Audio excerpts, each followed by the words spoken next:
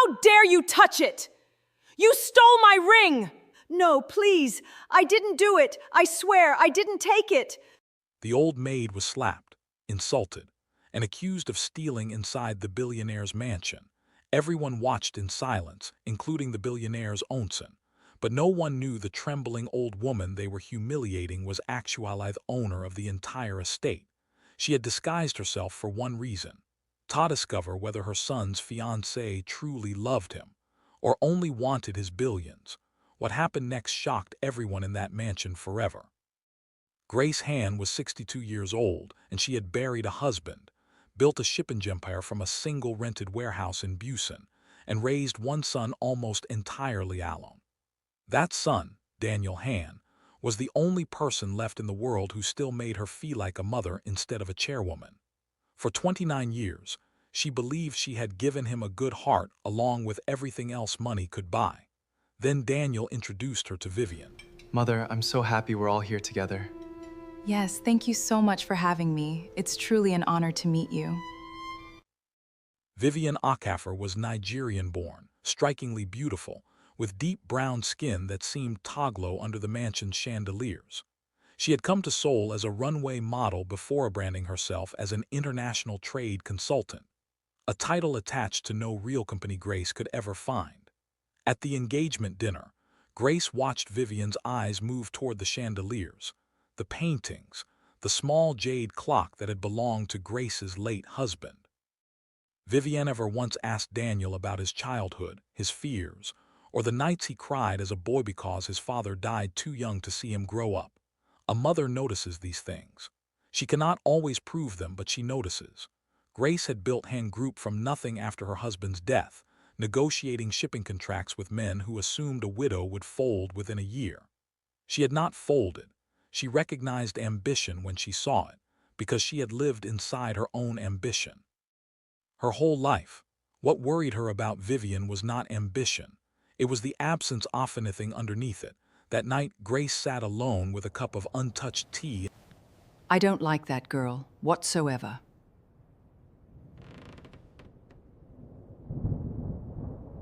And made a decision. She would not accuse Vivian without proof. Instead, she would find the truth herself, quietly, the way she had built her company, one hard fact at a time. She called her oldest friend and lawyer Mr. Yoon. "I want to disappear," she told him. "I want to become a servant in my son's own house and watch how his fiancée behaves when she believes no one powerful is watching." Mr. Yoon did not laugh. "It's risky, Grace. If Daniel finds out before you're ready, he may never forgive the deception, but I'll help you." Weeks later, a stylist bound by strict confidentiality transformed Grace Han into a woman named Ruth. Gray, thinning hair, careful lines painted onto her face, thick spectacles, a practiced limp. When Grace looked in the mirror, even she felt a chill. She did not recognize herself. On a gray Monday, Grace Han walked through the servants' entrance of her own son's mansion, carrying a small suitcase and a heart full of fear, disguised as a stranger. The estate manager, a stern woman named Ms. Cho, assigned Ruth to the second floor, which included Vivian's private sitting room. This was not an accident. Grace had requested it herself. The first days were quiet. Ruth polished silver and folded linens, watching Vivian from a respectful distance. Then, on the fourth day, the quiet ended. Vivian had invited 3 friends over for afternoon tea on the terrace, all of them dressed in the kind of gowns meant to be photographed.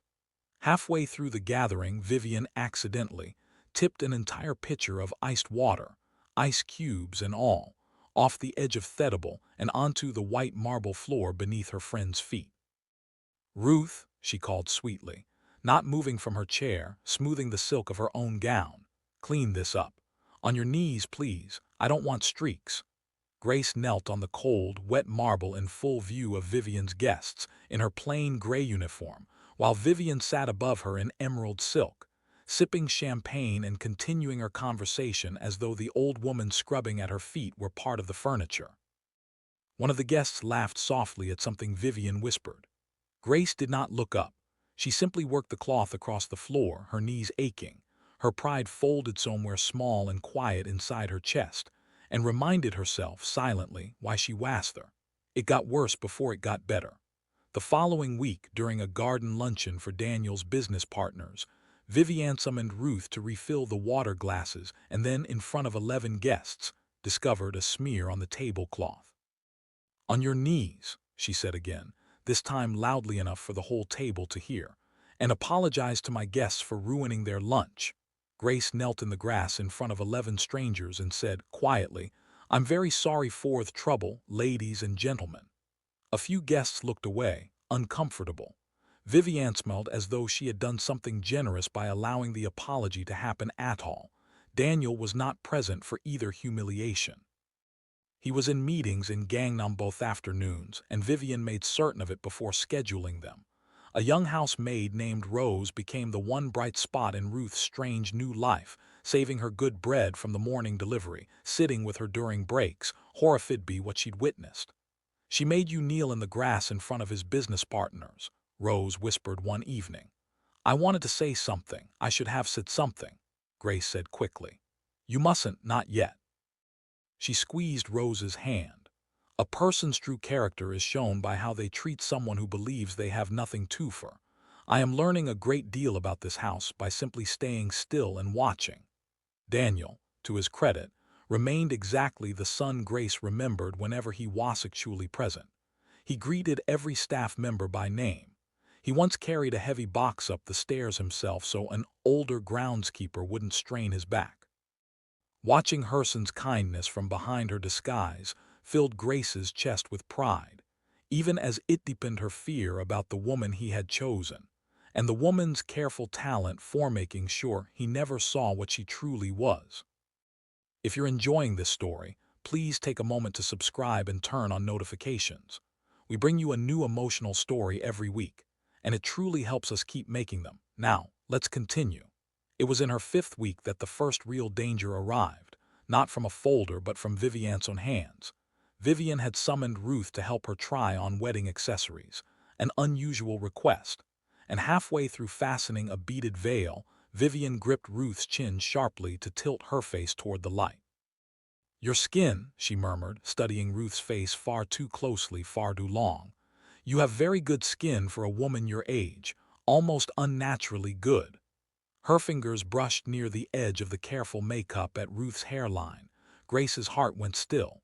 One more inch, one more second of scrutiny, and the disguise could unravel completely. "Cheap cream from the market, madam," Grace said quickly, lowering her eyes, forcing her voice into something apologetic and small. "Nothing special, I promise you." Vivian held her gaze a moment longer, something unreadable moving behind her eyes, then released her chin with a small, dismissive laugh. "Well, whatever it is, it's wasted on Somyeon like you." She turned back to the mirror, already bored, already moving on to the next demand. Grace exhaled slowly once Vivian's back was turned, her pulse still hammering. She had come within a single question of losing everything before she had even found the proof she needed. Later that same week, alone in Vivian's private study, sent to dust while Vivian was at a fitting, Grace found the folder. Half hidden beneath wedding invitation samples, bearing a foreign bank's letterhead, the words "asset transfer," and a company name she did not recognize, Afrokoreana Holdings. Sharp heels approached fast in the hallway. Grace closed the folder exactly as she'd found it and busied herself with the curtains just as the door swung open. Vivian's eyes swept the room, then landed on Ruth, narrowing with the same suspicion Grace had seen only moments earlier over the veil. "What are you doing in here? This room isn't on your schedule." "Ms. Cho asked me to dust while you were out, madam. I'm nearly finished," Grace said, eyes low, heart hammering beneath her apron. Vivian crossed to the desk and studied it, checking the exact position of everything, the way a person checks a chessboard after leaving it unattended. Whatever she saw satisfied her, but only barely. "Get out. If I find you in this room again without me present, you will not have a job in this house." Grace gathered her cart and reached the doorway. But she caught one final glimpse of Vivian standing frozen over that desk, staring down at the folder with an expression Grace had seen only once before, on a business rival's face the week before his company collapsed under a fraud investigation. Whatever Afrokoreana Holdings truly was, Grace intended to find out. She had no way of knowing yet that Vivian had already decided quietly, that afternoon, that the old woman in the gray uniform needed to disappear from the house entirely, and soon. Grace could not stop thinking about the folder, Afrokoreana's holdings. The name sat in her mind for 3 sleepless nights. She dared not ask Mr. Yoon to investigate too quickly. If Vivian noticed anything unusual, she might destroy the evidence entirely. Instead, Grace waited, watched, and endured. The humiliations did not stop. If anything, they sharpened, as though Vivian had decided the old woman's days in the house were numbered and wanted to enjoy what remained off them. At a formal dinner for Daniel's board members, Vivian handed Ruth a tray of empty glasses and in front of 12 of the most powerful men in Korean shipping said, "Kneel and pick up every piece, Ruth. I dropped one of my earrings somewhere near your feet, and I won't have my guests stepping on glass because you were too slow to notice." There was no earring. There was no glass. Grace knelt anyway, running her palms slowly across the marble under the table while the board members' polished shoes shifted uncomfortably around her. Saying nothing, doing nothing. The silence of powerful men who had decided this was not their business. Daniel arrived late to that dinner and caught only the tail end of it. Ruth rising slowly from beneath the table, her knees stiff, her uniform damp from the wine someone had accidentally spilled near where she knelt. He frowned, opened his mouth as if to ask what had happened, and Vivian was already at his side, laughing, redirecting him toward the dessert course. He let it go. One of the older board members, a silver-haired man who had done business with Grace's late husband decades earlier, watched Ruth rise from the floor with a strange, searching look on his face. "Forgive me," he said slowly, leaning toward her as she collected the tray, "but have we met somewhere before? Something about your eyes." Grace's blood went cold. Before she could answer, Vivian's voice cut across the table calling him toward the terrace to admire the view, and the moment dissolved as quickly as it had appeared. Grace did not breathe properly again until she was safely back in the kitchen. It was 2 weeks before the wedding when everything changed. Grace had gone to the garden pavilion to collect forgotten teacups after a private lunch. Thick hedges hid her completely as she approached, and what she heard stopped her cold.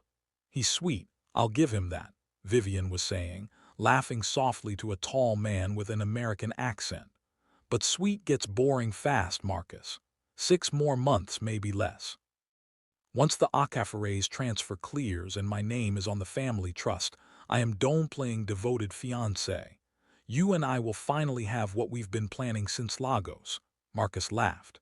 "You always did know how to pick your targets, Cammy." His mother, though, people say she was sharp as a blade before she disappeared to go traveling.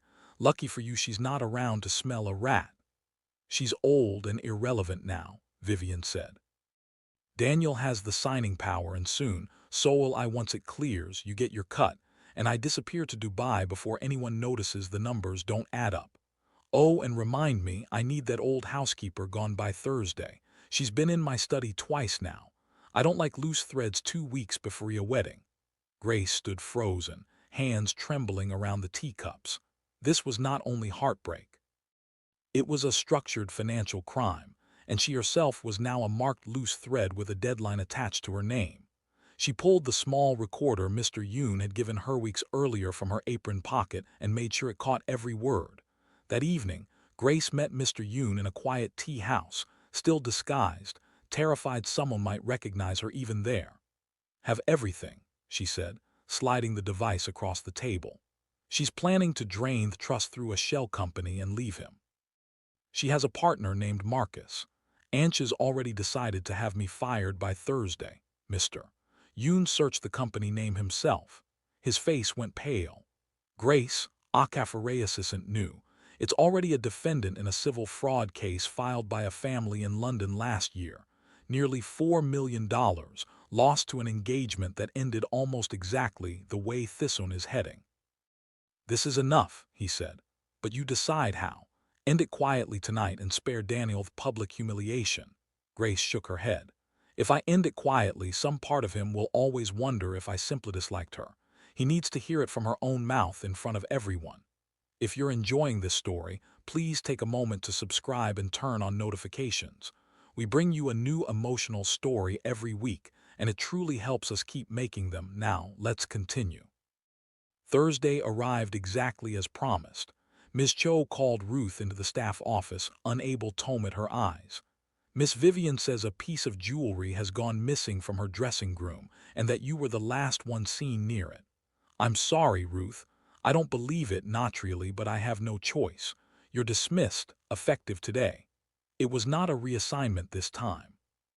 It was a termination, 3 days before the recorded confession could ever be used, and Grace understood, standing in that small office with her fabricated references and her borrowed name, that she had just been cut out of the house entirely at the worst possible moment.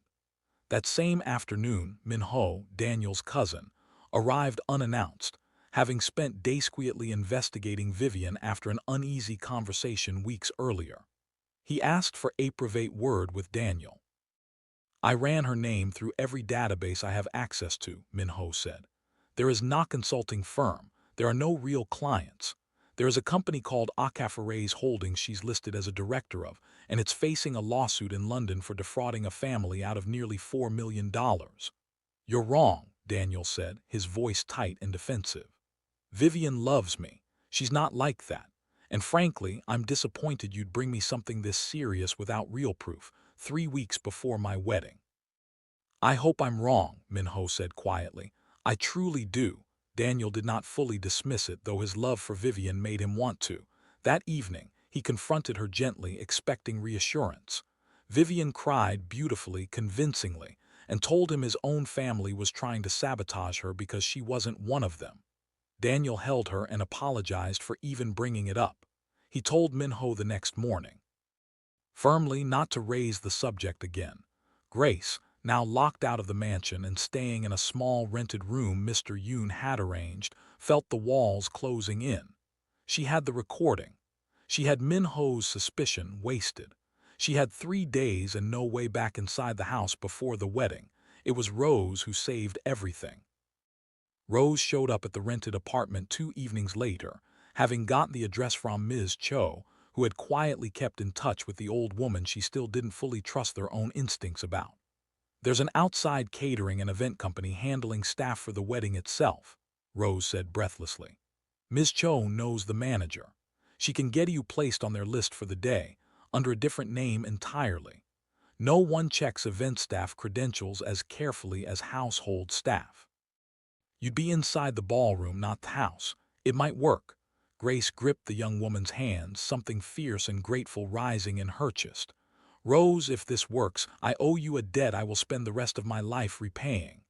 You can start, Rose said, smiling for the first time in days, by telling me who you really are once this is over.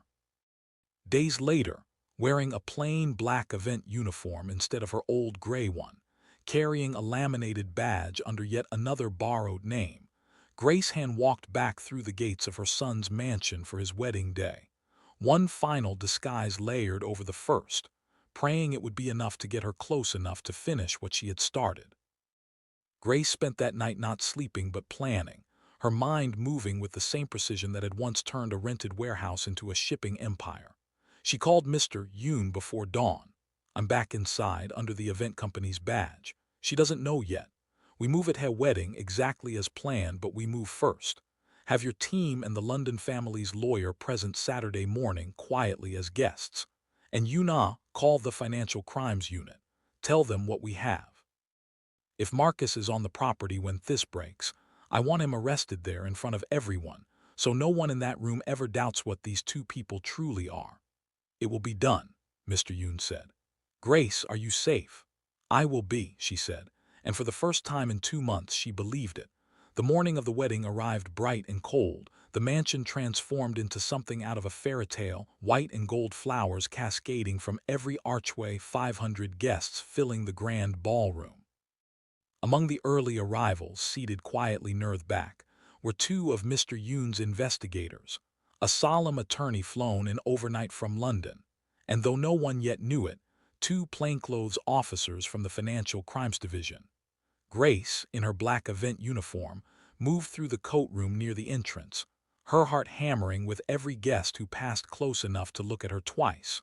40 minutes before the ceremony, chaos erupted. Vivian burst from the bridal suite screaming that her grandmother's diamond necklace had vanished from her dressing table. Security was called. Guests gathered in the hallway, whispering, phones already rising to film the commotion. "It was that old woman," Vivian said, her voice trembling with practiced distress, one manicured finger pointed at Ruth, who had just walked in from the coat room. "The event. Company sent her in this morning. She was near my room. She's been stealing from this family for weeks. Everyone on the household staff can tell you." "Search her," Vivian demanded, louder now, playing to the growing crowd. "Search everything she's carrying." This time security did not hesitate. Two guards took Ruth firmly by the arms and began emptying her small bag onto a side table in full view of the gathering crowd, item by item, while guests pressed closer to watch. A young woman in a designer dress laughed behind her hand and murmured something to her friend. An older man muttered that this was exactly why household staff should be searched before every event. One guard reached toward Ruth's head, checking, absurdly, whether anything was hidden beneath her scarf, and for one horrifying second his fingers brushed the edge of the wig itself, tugging it slightly askew. Someone in the crowd gasped, thinking they'd seen something strange in the movement of her hair, and Grace's stomach dropped through the floor. But the guard, distracted by a radio call about the ceremony timeline, let go and moved on to her pockets instead, and the moment passed, terrifyingly, narrowly, unnoticed by anyone who mattered. Daniel appeared at the top of the staircase, his face pale with confusion. "Ruth," he said, though the name felt strange even to him now, watching a stranger being searched in his own front hall. "Is this true?" Grace, wig still faintly crooked, spectacles still hiding her eyes, looked up at her son. She could end this in 1 second. She chose instead to let the guards finish, to let the crowd finish whispering, to let Vivian finish enjoying herself for exactly as long as it took, because the truth would land harder once everyone had watched this innocent old woman humiliated to the very edge of what she could bear. Nothing was found, one of the guards finally admitted, holding up an empty bag. "Then she hid it somewhere else," Vivian snapped. "Strip search her if you have to, I don't care. I want my necklace found before I walk down that aisle." A few guests murmured in discomfort at that. It was, finally, one demand too many. "That," Grace said, her voice suddenly changing, dropping its rehearsed frailty entirely, "will not be necessary." The room went quiet. Grace set down what remained of her things with steady hands. Slowly, she removed thick spectacles. Then, one pin at a time, she removed the gray wig, revealing the elegance of her hair beneath.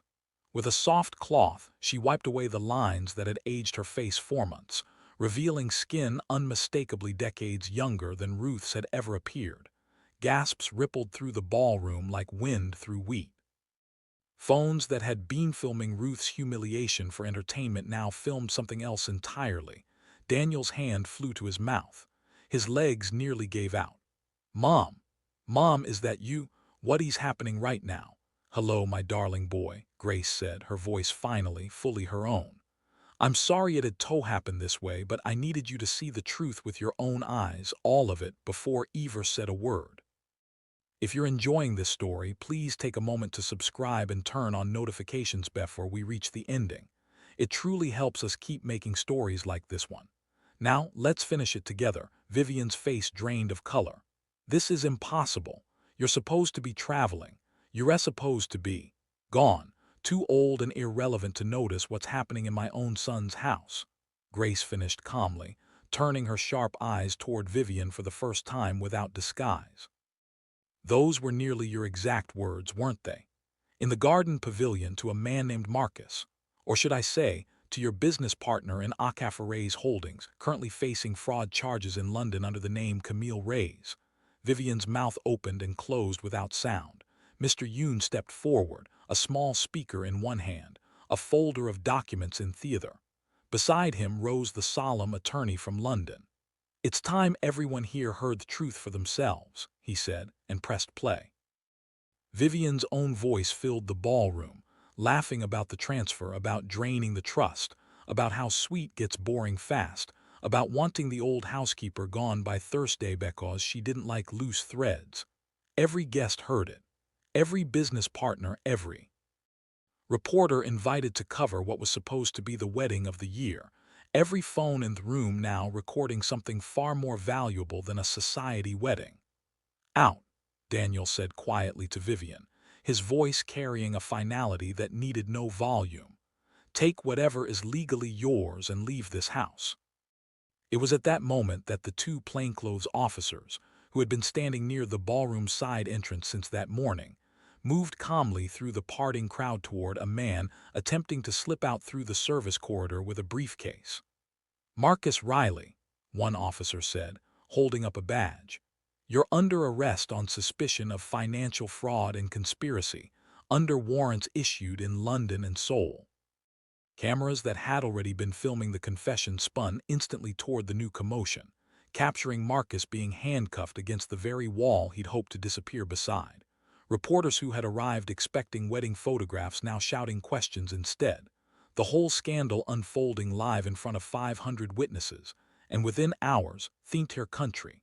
Daniel crossed the ballroom floor and pulled his mother into his arms, tears spilling freely down his face. Why didn't you just tell me? I would have listened to you, because some truths a mother's warning cannot teach, Grace said gently, holding Herson tightly. Only your own eyes could teach you this one, and I needed you to have not out left, not even a small one, when it was over. In the weeks that followed, Rose was moved into a formal position within the Han Family Foundation and offered full funding for the nursing program she had always dreamed about. Ms. Cho was thanked personally and given a generous bonus for the quiet loyalty shown when it mattered most. Grace and Daniel grew closer than they had been in years, the painful experience clearing away old distances neither had realized were there. Daniel eventually fell in love again, slowly, with a woman named Adiz, a Nigerian-born pediatric surgeon he met while touring a hospital his mother's foundation had funded. A woman who had no idea who the Han family truly was for their first 3 dinners together, because he made absolutely certain of it. When he finally introduced her to his mother, no disguise was necessary. Grace simply watched the way Adiz thanked the driver by name and knelt without hesitation to help the gardener's daughter tie her shoe, and Shek knew everything she needed to know within the hour. Sometimes, late in the evening, Grace would think back to those 2 months disguised in her own son's house, to the aching knees, the small kindnesses of a young maid who had no reason to be kind at all, and the terrifying final minutes when a guard's careless fingershade had come within an inch of ending everything before she was ready. It had given her something no boardroom ever could, proof that her son's heart was exactly as good as had always hoped. And in a quiet office in London 3 months later, a case file marked Afrokoreana's Holdings, Additional Suspects, was reopened, after investigators discovered that Vivian and Marcus had not been working alone, and that a third, unidentified partner was, according to a final banking record pulled just before the file closed for the night, currently residing somewhere in Seoul.